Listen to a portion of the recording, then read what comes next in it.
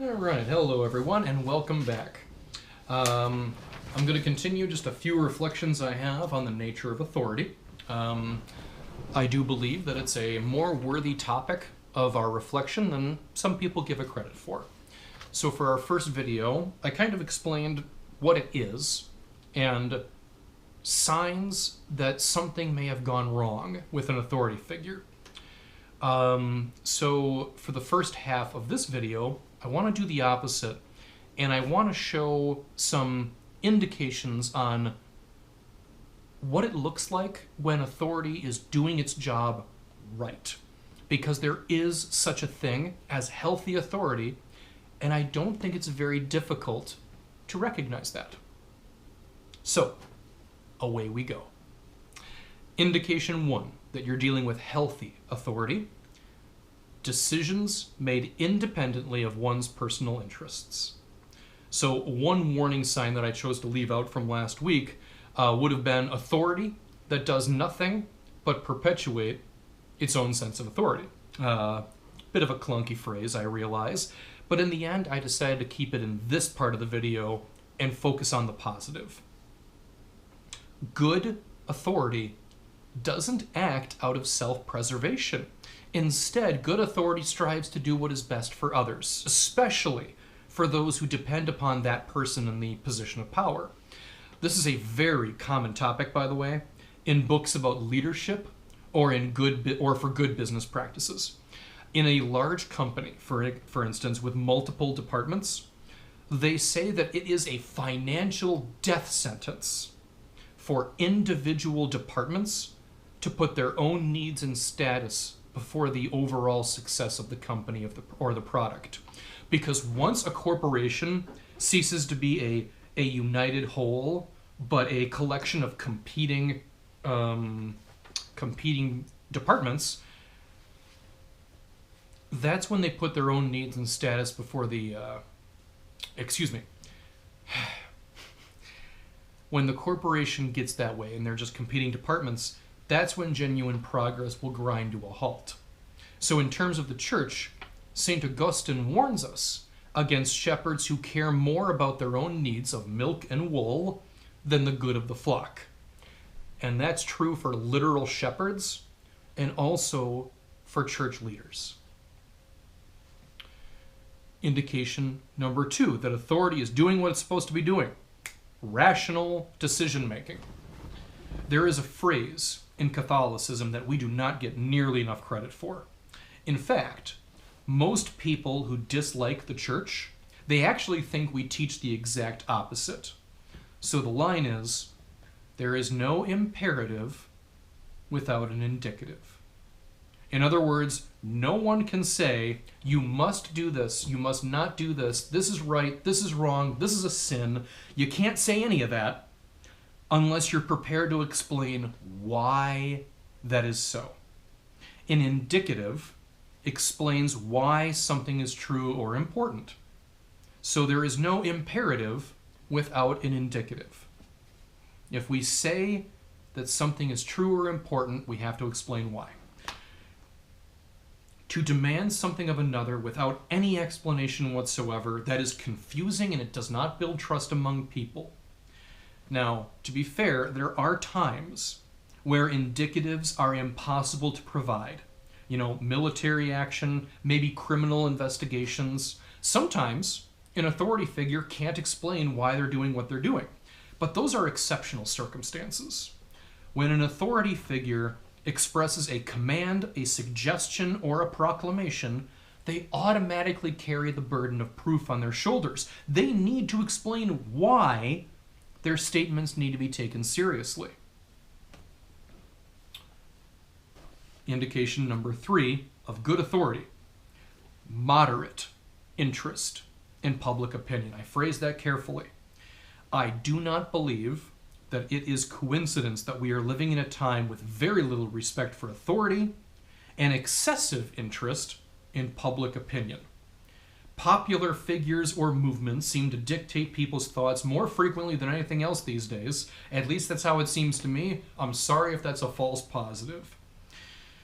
The problem with public opinion is that it's mainly a creation of emotion rather than reason or understanding.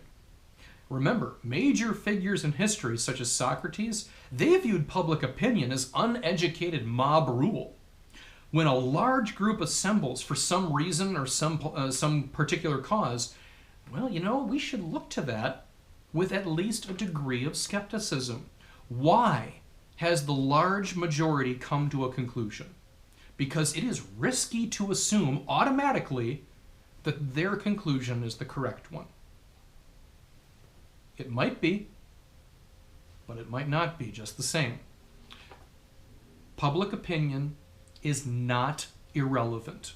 What people largely think and feel is certainly relevant information, and it should not be shrugged off completely. I mean, when it comes to high-level executives, it is all too easy to lose sight of how the entry-level employees understand their role in the company. So attitude toward public opinion, well, that's a good example of what St. Thomas Aquinas was teaching about virtues and vices. I brought that up briefly in the last video. Any particular virtue has two associated vices, because the virtue is the middle way, with a vice as an extreme on each end. It is virtuous to eat healthy. It is a vice to eat too much, but it's equally a vice to eat too little. So, with respect to public opinion, it is a vice to completely ignore it and assume it's irrelevant. It is also a vice to automatically bend to public opinion. The virtue is the middle way. It's to hear the case made by the public, to understand why the public feels the way they do, and then to make the best possible decision available based on those feelings and opinions, but also any other objective data or other considerations that are made available. Sometimes the right decision is in accord with public opinion, and sometimes it's not. It's a tricky thing, but moderate interest in public opinion is a sign of healthy authority. So with that taken care of, I've got my last bulletin article, the last 25% of what I'm trying to say here on authority. And I want to address the greater whole and what authority has to offer. So let's summarize. Let's assume we have a good authority figure, okay? It doesn't matter whether it's a church authority figure, political, business, whatever. But let's assume for the sake of argument there's an authority figure. They take responsibility for their actions. They focus on matters appropriate that they are knowledgeable of. They have no use of threats or ultimatums. They care about the well-being of their people. They are capable of explaining the reason behind their decisions, and they are secure enough in themselves that they don't cave to the demand of others. So all that together, that is the sign of a great authority figure in my book.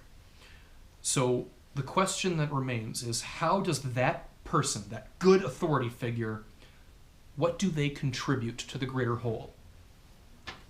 And the long and short of it, the answer to that question is, it adds to the fabric of society. Authority provides good guidance and direction in leadership, which is something that we all need, whether we acknowledge it or not.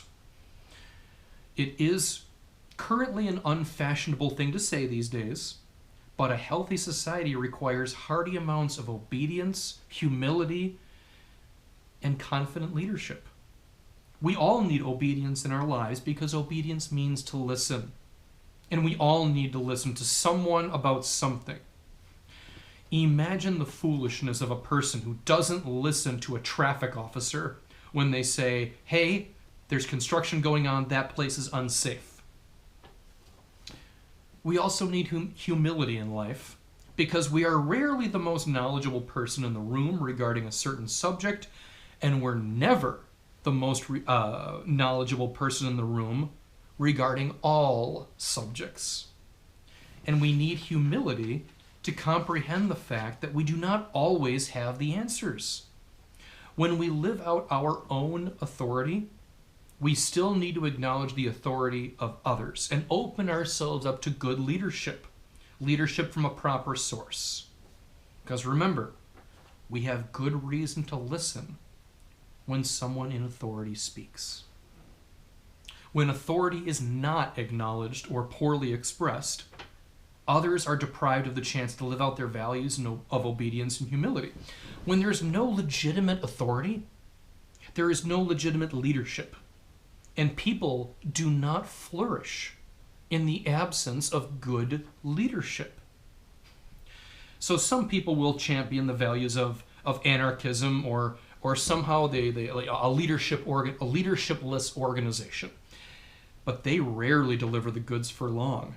We need leadership in our lives, and authority is the key to making that leadership authentic and helpful.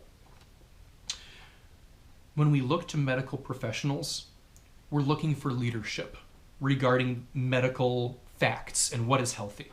We look to our politicians to lead us in matters of legislation and judicial matters. And you know, for all of the animosities that's out there in the political world, I've got it myself, we all crave good leadership from our politicians. We want to trust them.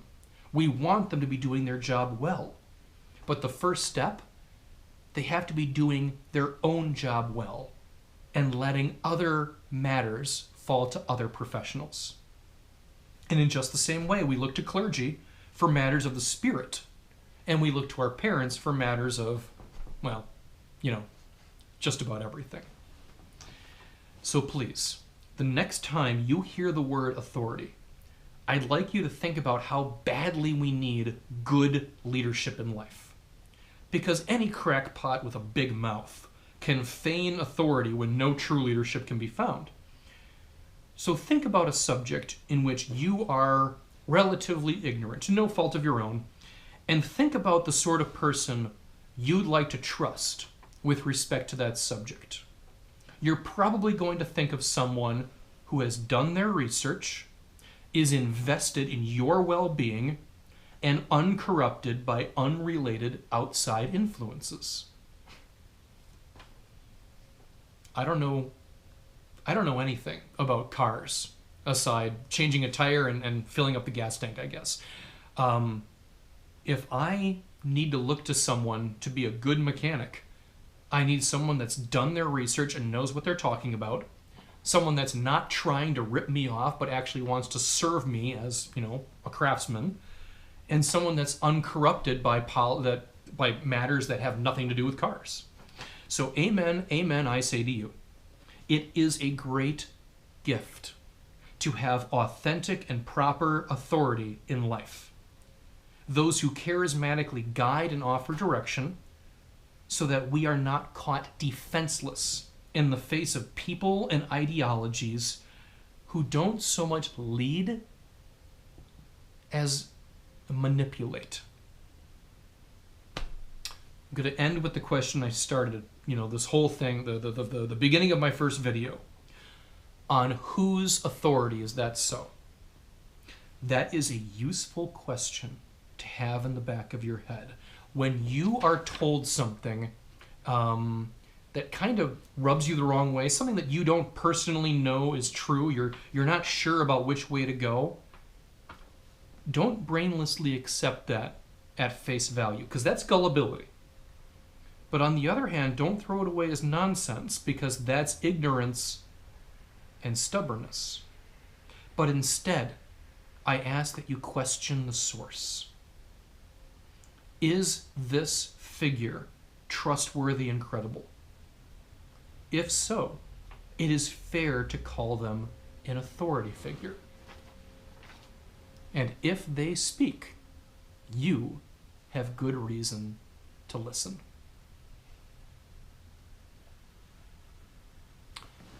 Thank you for hearing me out on this. I hope it's educational.